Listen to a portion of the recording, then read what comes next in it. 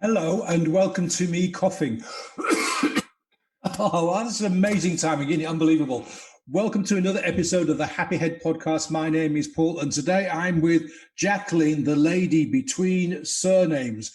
Because just before we started recording, I went, Jacqueline, because on her screen it just says Jacqueline, what's your surname? And as you can see from the background, it says Kent, which goes, it's not, because I'm getting married soon. So we're going to call her today Jacqueline in between surnames. Good morning, Jacqueline between surnames. How are you doing? Good morning, Paul. I am wonderful, thank you. Yeah, and we nearly didn't get this done today because you've got some big burly men drilling holes and things outside your house, haven't you? But you kicked them off, kind of. I'm not so sure if they're big and burly, but yeah.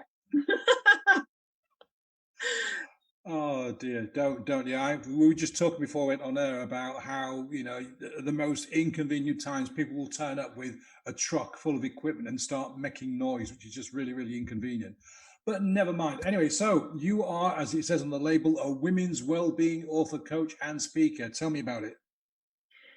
So I help women who are stuck in a time of life when they should really be kind of letting go and enjoying themselves more. And they've got to a point where they've actually realised they don't really know who they are. And I was that woman. I did all the things and I did all the work. And now I'm in a position where I really want to reach out and help more women kind of free themselves up and figure their stuff out. Okay. Because I just think that life should be for living, not existing. Oh God, yeah, I totally agree with you. How my question was going to be is how do women actually get themselves stuck? How do they get themselves in that place where they wake up one morning and go, "Ooh, I'm stuck"? So it's really a case of having been all of the things to everybody else. So you might have been, a wife, a mum, business person, or an employee, and you're just on this autopilot that you don't really have time to stop and think, what do I want? What do I want for me? Because you do all these box ticking exercises. You have your career, you might get your qualifications, all of that sort of good stuff. You might do it in a slightly different order to how I did it, but you find a partner, maybe settle down and have a family, and you pretty much do wake up one morning and think, what happened to the last 30, 40 years? Where did that go? And what have I done for me that makes me feel like I know who I am and what I want? Yeah, that is. Do you think that this is due to how can I put this? Kind of what society expects from women today, in that they've got to be everything. They've got to be the superhero flying around with the cape and the knickers on the outside, saving the world. They've got to be the best mum on the planet. They've got to be chief executive of a Fortune 500 company, and so on and so forth. Correct. I think there's a lot of pressure to do all of those things to the point that you lose sight of what you're doing it for, what actually the point of it is. And I think as women, and I know that there are a lot of men around like it too, but as women, we are way too hard on ourselves for all of the stuff that we have managed to accomplish that has helped to support other people. We're always supporting other people. We're always supporting our families, our children, perhaps our parents. There might be situations like that. Supporting friendships, your friendship groups, you might be helping other people with stuff. And sometimes you are constantly, you're not a human being, you're a human doing. So it's kind of like a martyr syndrome. Everybody first but me. Correct. That's exactly it. And you just kind of find yourself getting to the point where you think, well, what about me? How do I even get to find out or understand what I might want from this next 40 years? I don't want to wake up in 10 years' time and think, there's so much more I could have done if I'd actually just stopped to think about it for long enough. Because we don't stop. And I know that the past 16 months has been a little bit different in that respect. Some people have stopped and some people have not been able to stop because they might be, working in the NHS or whatever. But there have been these giant pauses, and some people have been able to use those and reassess a little bit. And some people still can't. And sometimes you do that for so long that you get to a point where something else, an external force of some description, forces that to happen because you can't keep going. Yeah, it's a shame, or it's not a shame. It's sad that many of us have to have some kind of external kick in the head to get us to actually stop and reflect before we start making changes. That's right. And you more often than not find that that is what happens. There's some epic shift in your, perhaps in your home environment, perhaps you might be made redundant. Really epic stuff can happen in life that forces you to take stock, but you don't naturally do it because it's not something that we're kind of programmed to do. Did you have an epic shift, or is it something that kind of came upon you gradually?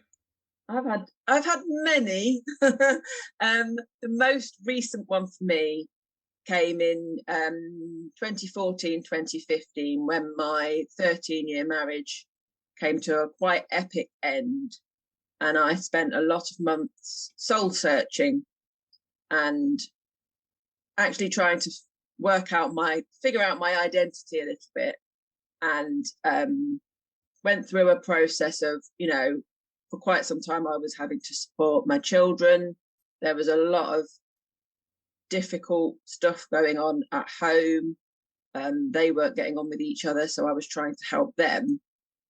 And I was going and running on, not even empty, I was running on fumes, I think. And it was actually somebody that turned around and said to me, if you do what needs to be done for you and put yourself first, everything else will make sense. And I just thought, I'm not buying that. I don't get it. I couldn't grasp it. I didn't understand it at all. But I'm one of those people who I do believe that these conversations happen for a reason.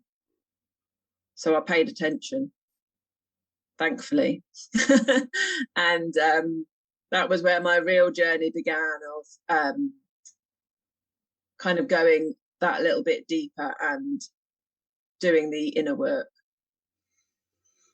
Why do you think we don't accept that that is the way forward, that we have to kind of take care of ourselves first?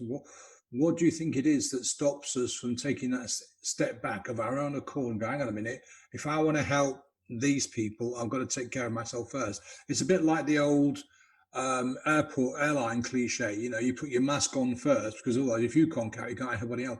Why do we not put our masks on first without having to be told? I do think it's kind of ingrained that I think it's that self word, that self-care, self-love, anything is selfish. And we have got it the wrong way round. There's no two ways about it. But unless we go on that journey and have the evidence that something else is possible, we can't get our heads around it. It's like we're always here for all of those other things. That's what we think our purpose is, where quite often our purpose might be something else, but those things are the things that build you some kind of life. But you can have a life by taking care of yourself first and then kind of doing all the other bits as and when you've got the time. I find it really difficult to understand. Now, I mean, hindsight is a wonderful tool. Hindsight is brilliant. Mm-hmm. But even today, there are challenges that we all face, like the last 16, 20 months. Mm-hmm. And people have reacted differently. As you mentioned earlier on, Jacqueline, some people kind of use this period to pause and reflect when it's been possible. Others haven't and have kind of try to do everything they can to help everybody else except themselves. This is the thing, and I think it's becoming more apparent to people that there is another way, but it's finding it and starting it. And often I think it's the starting it that's the biggest thing, because people, especially when they get to a certain sort of age, they think they're too old to change or to do anything differently. Yeah, that is a bit of a cliche, isn't it? That we're too old to change. And there's one that's cliche that sticks to my mind is you can't teach an old dog new tricks, which is complete garbage. Because if you look at it from a scientific perspective, what they're saying is that the brain and the body are quite, what's the word I'm looking for, flexible into into sort of the later years, shall we say. And as long as you keep active both mentally and physically, you can carry on for a long time, longer than we kind of expected. I mean, I personally believe that the days of retiring at 65 are long gone, because I'm 61 this year, and I feel, fitter, stronger, healthier, more alive than I was 20 years ago. And I have got no intention of kind of handing my spurs over when I hit 65. I'm just going to carry on, because because I love what I do, B, because there is so much that I haven't done, and C, because I actually enjoy things. And I just can't see myself, with the kind of the pipe and slippers cliche, sitting in front of the TV, because it's just not me. It's not what I want. And I think that's the same for a lot of people. And what is really sad is a lot of people are still clinging on to this. Oh, when I retire at 65, when I retire at 65. I think of my own dad, who passed away a few years ago. He spent most of his life working. No real kind of hobbies or interests, particularly in later life. And unfortunately, the lifestyle he had kind of left to him struggling with all kinds of problems. And eventually he died of dementia, and sort of 70, didn't even get to hit 80.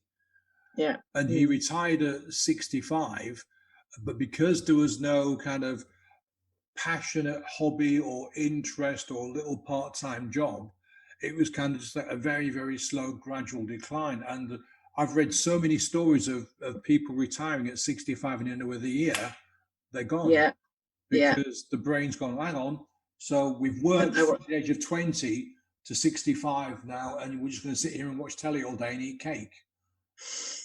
No, thank you. And then, something happens and they can't go. Whereas, I mean, conversely, I've read about women who are in their 90s going skydiving for the first time, or climbing Mount Kilimanjaro, or writing books and doing all kinds of amazing things, because they've just figured out along the way somehow that they just want to, they don't want to sit and knit and watch telly and the soaps. They want to keep going. I think that's the lesson that we need to kind of take from this, is that as long as you've got stuff to keep you going, you will keep going. As long as you've got interests and hobbies and things to keep your mind and your body active.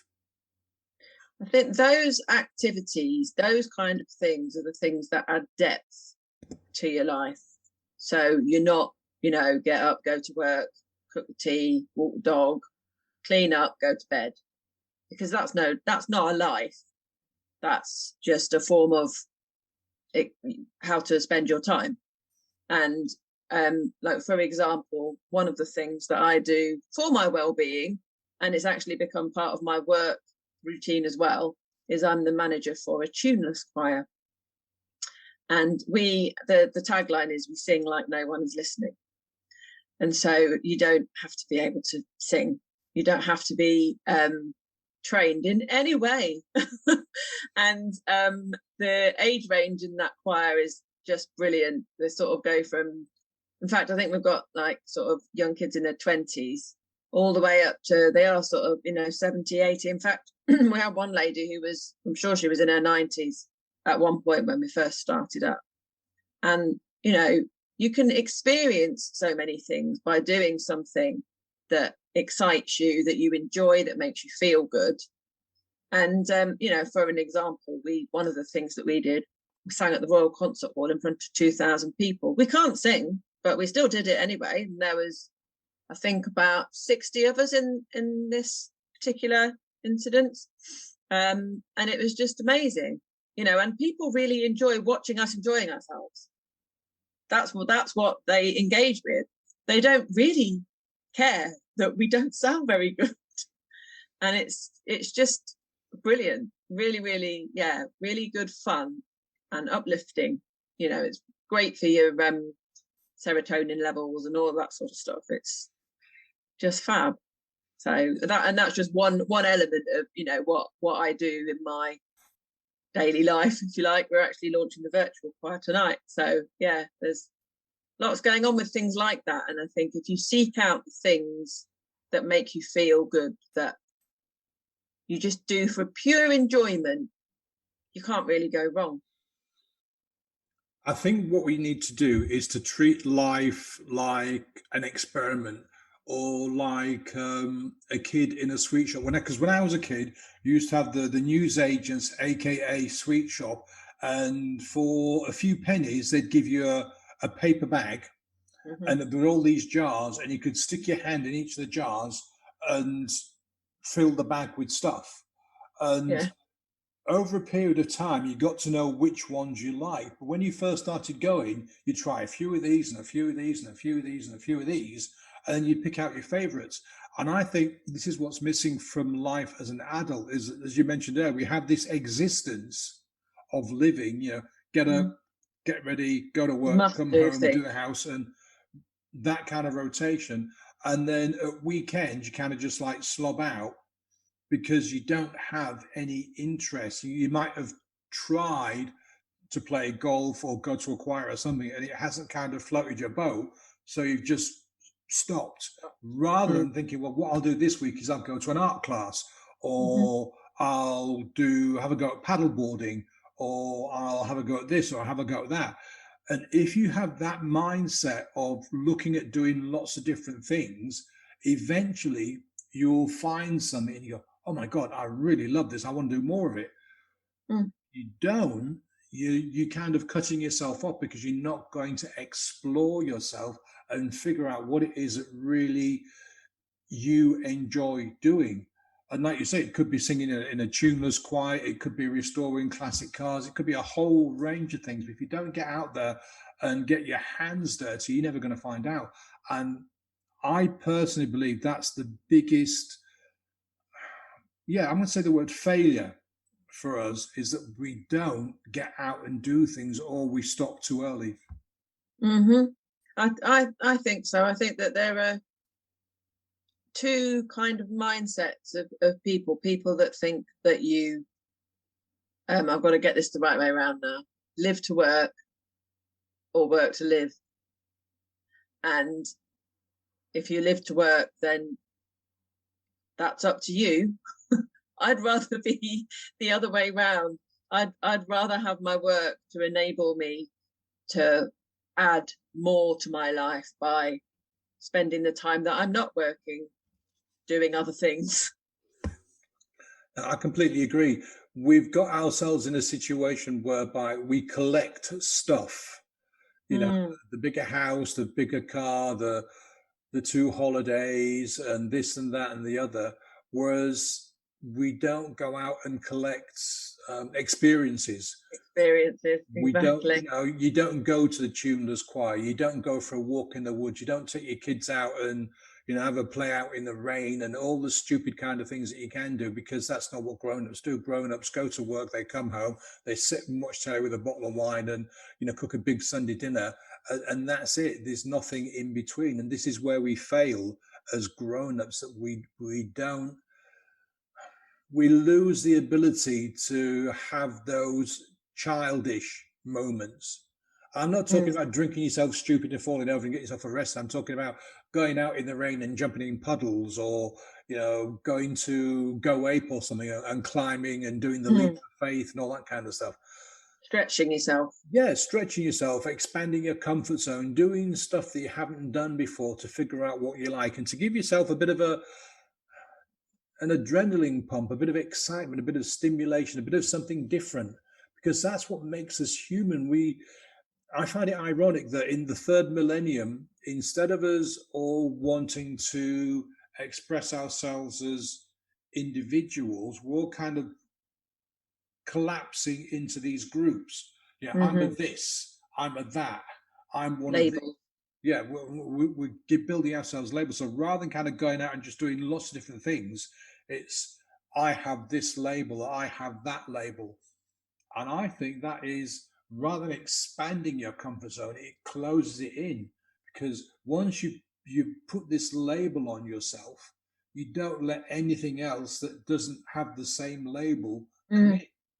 And Mm-hmm. so you, rather than broadening your horizons, rather than broadening your experiences, you're narrowing them down and kind of putting blinkers on. And this is again one of the biggest things that I can't figure out why we're doing it, because it's not fun, it's not healthy, and it doesn't expand the mind. And this is what science is saying: is you expand the mind to live longer and live in a better way. And there's so many ways you can do it. You know, you can, like you've said, take up a hobby, but then you just say hobby, you instantly think of painting, I don't know, model trains or something. But there are so many different things you can do as a hobby that it's actually, for me, I think it's where do you start? But it's always good if you go back to what you enjoyed when you were younger, before life got in the way, because you'll find yourself picking up things where you perhaps enjoyed them when you were younger. For me, it was actually writing, which is not that ironic now, but I remember standing in letting my teacher let me stand in front of a class when I was about 9 years old and read this little book that I'd written, like a little short story. And it wasn't, the name of it wasn't very politically correct or anything like that at all. It was quite horrendous, really, when I think of it. But it was just the fact that I was like, I'm not afraid to stand in front of you all and read this out. Got a gold star for my efforts, all that sort of thing. But, you know, as you get older and life happens and stuff happens, kids happen, all of that, you kind of shrink away from the things that you're naturally comfortable doing, able to do, naturally talented in doing. And some people just never go back to those. But if you're looking for something, it's a really good place to start. Just think, what did you love doing when you were a kid? What was it? And you can go from there. And it wasn't just the writing for me. I was also, my previous business, which I actually closed very early, COVID #1, like lockdown 1, was my wedding business, which was wedding stationery. And I used to love sitting cutting up bits of paper when I was really small. So I always linked the two things together. And I've always been creative, so that's just my thing. But for some people, it might not be creative, but you know, there are so many things. You know, there are activity hobbies, physical ones, writing or drawing or painting, or you know, I mean, the list, that is just a drop in the ocean, really. I mean, these days you've got everything from archaeology to zoology. As interests and pastimes and hobbies and things you can do and develop a passion for, especially with things like access to the Open University and kind of adult education, night classes, and all that kind of thing. Plus, online there is, I don't know, you can go and learn anything. I mean, there are people giving cookery classes on YouTube, car restoration, learn coding. There's a whole, you couldn't sit down and list everything. You'd just be going on forever. And there's even kind of like subcategories of categories as well. So there's really no excuse not to get out and have a go at doing different things. And it's not even a question of money as well, because a lot of people are giving this stuff away for free in their own time, because that's their passion to share their knowledge, to share their information. And you don't have to spend money to get out and go and look at trees, or look at fungi or bird watching or whatever it is. It doesn't really matter. But the important thing is that you've got to take action. You've got to do something, because it's okay sitting there kind of feeling sorry for yourself, feeling stuck and unable to move forward with all this baggage that you're carrying on. And then not doing anything about it. And I know because I was an expert at that. I'd dig myself a nice rut, I'd climb in it, and then I would just sit there feeling sorry for myself. And it's easily done. But today there is just so much information about how to get yourself out of that rut, and there are so many people around that are able to help you with different methods, different techniques, different methodologies to get you moving forward, to get you unstuck. We both we do very, very similar things. So really today there's no excuse No, not to get yourself moving forward unless you just can't be bothered. and I think, one of the things that many people are guilty of is standing in their own way. It's easier to find an excuse not to do something than it is to take action for many people.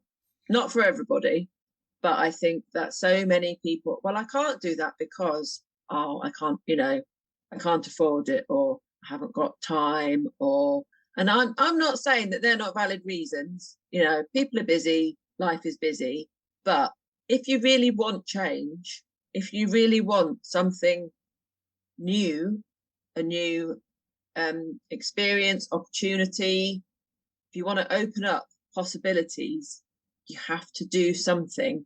And one of the things that I always say is, it's used a lot, but if you always do the same things, you always get the same results. Yeah, so if you don't try and do something different, you're never going to break that cycle. Yeah, absolutely. And I think, unfortunately, too many of those things that you mentioned are excuses. And I think a lot of it is because of fear. Mm-hmm. People think they're going to get, like the Tunas Choir, a lot of people wouldn't even dream of joining that kind of choir because they think, well, wherever we go and perform, people are going to ridicule us. People are going to look at me and go, Paul, you can't sing. What the hell are you doing in a choir, sunshine? Get off the stage. But that's not the point. I'm doing it because I want to sing, even though I might be tuneless. It doesn't matter because, I like singing in the shower, but I'm sick of singing in the shower. So I want to sing on a stage, which is great. But a lot of people would think, no, I can't do that because people are going to laugh at me. They're going to record it and stick it on YouTube and they'll make me into a silly meme or whatever. And people don't want that. There's a lot of kind of low self-worth and low self-esteem knocking about. People don't feel they deserve the opportunity to do something different, to do something, to actually get unstuck. And this is the thing. So with the Tunas Choir, they actually started at the beginning of 2016, and I was actually there from the very first session. I was just there as an attendee at that time. It was a really sticky place in my life, and I was just like, I'd actually decided at the beginning of that year, I'm thinking I might like to learn to sing this year. Just thinking, it was just a little idea in the back of my head. And it was literally days later, this thing came up, Tunas Choir, on Facebook, and I thought, oh, maybe I'll just do that. And I could have quite easily not done that first session. It was actually the 20th anniversary of the day that my son died, that day that they were having this session. And I was thinking, oh my God, what if they sing something and it makes me cry? I'm going to be that woman who just always cries. And I thought, no, this is a way to do something positive and remember where I've come from and remember that I'm a survivor. This is what I'm doing. I'm doing this for me. This is about me living my life. My husband that I was still with at the time totally did not get it. And as it turned out, that session, that was it for me. The playlist felt like it was made for me. Everybody there was so lovely, welcoming. We were all in that same space. And actually, when the lady that founded it, Nadine Cooper, had the idea, she thought, oh, nobody's going to come to this. We'll see how it goes. We'll do we'll put it out there. She thought she might get 10 people, which would be her friends. And I think there was about 60 or 70 people that rocked up to this first session. It was just awesome. And it was like, you're not talking church music. We're talking Bon Jovi. We're talking ABBA. We're talking Wham. It was just amazing. Absolutely amazing. And I think it was either the second or the third session in, they were like, oh, we've got an opportunity, the One Show, or no, was it the One Show? One of them really want to know about what we're doing. And you'll have the opportunity to be on the telly. And I'm a bit like, ooh. I'm thinking, do I really want to do that? I put my makeup on and everything when I went along that night. And lo and behold, throughout the day on BBC News, national, not just local, I had people that I'd gone to school with down south messaging me going, I've just seen you on the news. And there was like a few of us that they kind of put together in this reel, singing solo. So I've actually sung solo on BBC News, even though I can't sing. And I just think, things like that. I can remember that moment thinking, this is going to be one of those things I will never regret doing, even if it's horrendous. I really don't care. And you have to let go of your inhibitions to really expand your experiences in life, because if otherwise you just stay small. And if you want a small life, that's fine, but that's not what we're talking about. So and actually my story with that goes on, because it was actually when I went back with my fiance after I had a bit of a break from choir, after we'd been going for about 18 months, he actually got down on one knee in front of everybody at choir and proposed to me. So it's been one of those, lots of amazing memories that we've made just by being part of Tunas Choir. And that's one of the things, as I've said, that I like to do. And it's it gives a lot of people a lot of joy. It's brilliant. And that is all that matters. Nothing else matters. Doesn't matter whether you get on TV or not, or you get on the stage or not, whether you can sing or not, whether people laugh or not. If it gives you joy, if it gives you pleasure, if it's fun, that's the most important thing. It is. There's always a lot of happy people at that place. Because if you had a really crappy day at work, Mm-hmm. and you've got the choir meeting at 7 o'clock, yeah, you've got something to look forward to, and you know that despite whatever's happened at work, you can go home, get changed, go out to the choir, and there'll be a bunch of people there that are all maybe in the same situation, and you're just going to have some fun for a couple of hours. Instant mood booster. It really is. Yeah, it really is. And we've been to ones where we've just like had lots going on between us, been through 2 divorces and various different things. Family life can be quite stressful. And we'd just be like, we didn't really feel like talking to anybody on some of those occasions, and that was fine. But we always came out thinking, oh, so glad I did that. So, yeah. So you've just written a book. I have indeed. It has actually, the proof copy arrived yesterday. So, yes, it's good to go. I'm just waiting for Amazon to approve it now. And it's actually my 3rd time being published as an author. My 2nd just in my own name. So I did a co-author publication last year as well. So what's the book about? Tell us about it. The book is called You've Got This, and it's fundamentally like there are 15 chapters, and every single one is a different thing you can try to come unstuck in some way. So some of it talks about really simple stuff like getting out, getting fresh air, getting some exercise.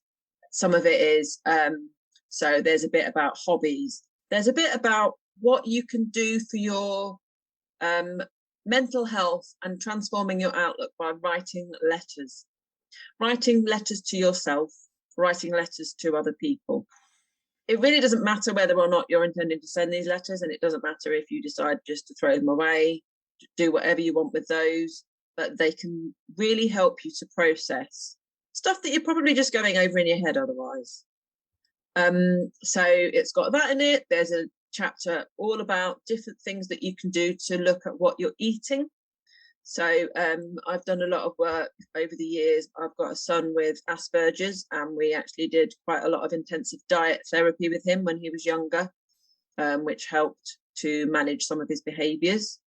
There is, I'm trying to think now, let me have a quick look. So yeah, every single chapter is called what it's about, rather than trying to be clever with it, so that you can read it and go, oh, that's something I'd like to find out more about. So there's one about hobbies, there's one about talking therapies. There's one actually, it's called Do It Like No One Cares. So that's the one where it talks about singing, it talks about silent discos, those kinds of things, and hobbies, and it covers stuff about boundaries. So how to navigate friendship groups where you might have realized that actually those friendships may not be ones that are supporting you, and that you have choices in those, how you navigate those.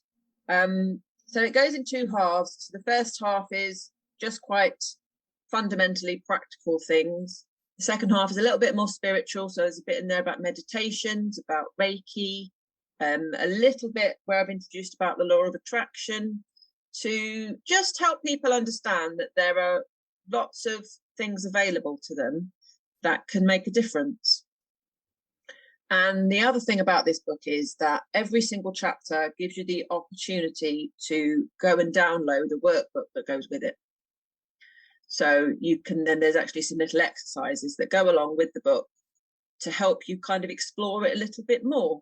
So you can either work out where you're going to find out about something you've read about, or just do a little bit of exploration around, for example, the letter writing. So one of the things that I like to do with that is write a letter to my past self, so my younger self, or a letter to my future self, where I will talk about, tell myself all the amazing things that are going to happen in the next couple of years, or tell myself how proud I am of everything that I've achieved, that kind of thing. So it's a really, it's had some great early reviews, really, I mean, one of them actually came back to me and it was like she'd written the sales page that I've not even shown anybody. It was amazing.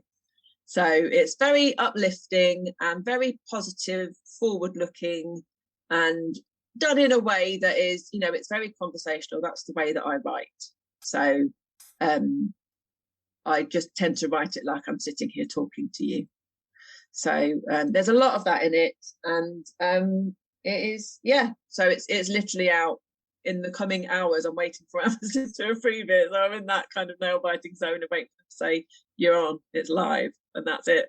It's already on Amazon, actually, on Kindle, sorry, it's already there, so it's available now. So there we are. Did you self-publish, or did you go through? I did.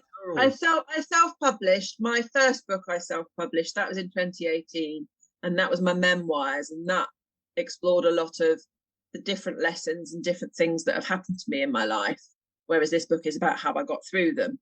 And what I actually did with the first book was I crowdfunded so that I could have it all professionally edited and I could find the money to do a really proper job. And I learned an awful lot in that process, so that I was able to go forward and do the same with this one and just get it out there. Because the traditional publication process can be very lengthy, and I've already been planning this book for 3 years. Since I finished my first book, I'd started planning the next one, so just took me a little while to get around to writing it. So where can people reach out to you, Jacqueline, if they want to know more? So I'm on Facebook. I've got a Facebook page which is Jacqueline Kent Women's Wellbeing and Positivity Coach, and I'm on Instagram at Jacqueline Kent Coaching. And I've also got a group on Facebook which is called Flip the Script, and there's a nice little community in there of like-minded women who are all kind of finding their way and helping them learn more about what they need. Plus the books Onward and Upward, which is my memoirs, and that's in my current name, which is Rogerson, so that's my maiden name. And the new book, which is in my soon-to-be married name, which is Jacqueline Kent, and that's called You've Got This. And the shorter line is Self-Help Made Simple. So it's it just kind of does what it says on the tin, really. Brilliant. Listen, Jacqueline, thank you so much for your time today. Before you go, any kind of final thoughts, final words? Something that I always like to leave my anyone listening with is just the notion that you always have a choice. And just that can be really, really powerful. Absolutely. Listen, thanks again, Jacqueline. I really appreciate your time today. Thank you for having me. It's been great, Paul. Thanks very much. Thanks for watching, folks. Tune in for the next episode of the Happy Head podcast. Have a great day. See you again soon. Bye now. Bye for now.